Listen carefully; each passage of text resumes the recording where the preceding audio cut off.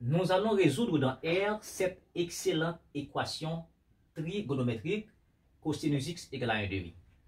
Écoutez, nous n'avons pas besoin de retenir des formules par cœur. On va tout simplement se rendre sur le cercle trigonométrique. Regardez ici. Ça, c'est notre cercle trigonométrique. En 4 cadrans, pardonnez-nous pour la construction. Ici, vous savez que c'est l'arc des cosinus. Ici, c'est l'arc des sinus. C'est-à-dire, tout ça, c'est cosinus. Tout ça, c'est sinus. Maintenant, vous êtes d'accord que ici, à droite, à l'origine, étant ici, nous avons 1. Ici, c'est moins 1. Ici, c'est 1. Et puis, ici, c'est moins 1. Donc, maintenant, vous êtes d'accord que quand je dis cosinus x, cosinus de quelle que soit la valeur de x, n'est-ce pas, se trouve sur cet axe. Et ça doit être compris entre moins 1 et 1. C'est pourquoi cosinus x égale à 1/2. Donc, ça se trouve à la moitié de ce segment-là. Donc, ici, ça, c'est 0,5 ou bien 1/2. Maintenant, ici, si nous avons cosinus x égale à 1/2, nous devons trouver cette valeur de x, d'accord, qui vérifie l'équation cosinus égale à 1/2. Où est-ce que l'on va trouver x? Eh bien, x va se trouver exactement sur le cercle. D'accord? X va se trouver sur le cercle. C'est pourquoi nous devons projeter respectivement ce, d'accord, 1/2 sur le cercle, ça fait un point. Et nous projetons également ici, ça fait un autre point. Parce que ici, ces deux points-là sont symétriques. Maintenant, quelle est donc la valeur de x sur le cercle qui vérifie cosinus x égale à 1/2? Eh bien, ça, on sait que c'est pi sur 3. Hein? C'est pi sur 3. Quand nous avons ici pi sur 3, cosinus pi sur 3, ça fait 1/2. Rapidement, vous vous rappelez de ce petit tableau. Toujours pi sur 6, d'accord, pi sur 4, encore pi sur 3. Nous prenons les valeurs principales. Ici, c'est x, d'accord, x, et puis sinus, cosinus x. Bon, uniquement ça, et puis là, on a 1/2, vous le savez déjà. Radical de 2 sur 2, et radical de 3 sur 2. Ici, en cosinus, nous avons 1/2. Ici, radical de 2 sur 2. Et puis ici, radical de 3 sur 2. Maintenant, c'est cosinus de x égale, c'est cosinus pi sur 3. Lorsque x égale à pi sur 3, cosinus x fait 1/2. C'est ça que nous avons ici. Donc, ça veut dire cosinus pi sur 3, ça fait 1/2.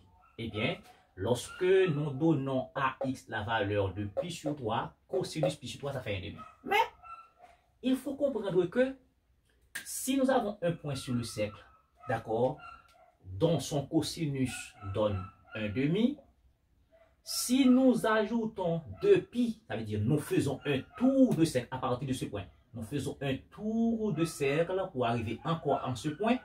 Donc, on va avoir la même valeur. Ça veut dire, si j'ajoute 2pi, en faisant un tour de cercle, je vais avoir la même valeur. Si j'ajoute 4pi, la même valeur, d'accord. Donc, ici, nous avons une infinité de points ici. C'est pourquoi, ici, nous ajoutons un 2kpi. Ici, ça veut dire, si j'ajoute 2pi, je vais tourner ici.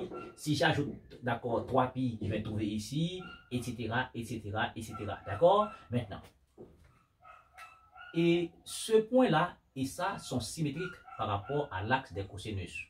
Donc, ça veut dire, si j'ai ici pi sur 3, moins pi sur 3 aussi fait l'affaire. Ça veut dire, quand je prends cosinus moins pi sur 3, ça fait également 1/2 parce que, regardez le point, moins pi sur 3, je projette ici, ça fait exactement 1/2. Donc, ça veut dire cosinus de moins pi sur 3, c'est également cosinus pi sur 3, et tout ceci là, ça fait 1/2, car on sait que cosinus de moins alpha égale à cosinus alpha par A opposé. Donc, ici, là, moins pi sur 3 joue le même rôle que pi sur 3. Donc, si j'ajoute à partir de ce point 2pi pour arriver là encore, donc on va avoir le même point.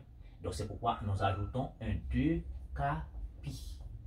Donc, dans ce cas, la solution, toutes les valeurs de x, parce qu'en un point sur le cercle, quand on a un point sur le cercle, c'est un ensemble de points qui va trouver au même point ici, parce que en ajoutant le pi, on va trouver la même valeur.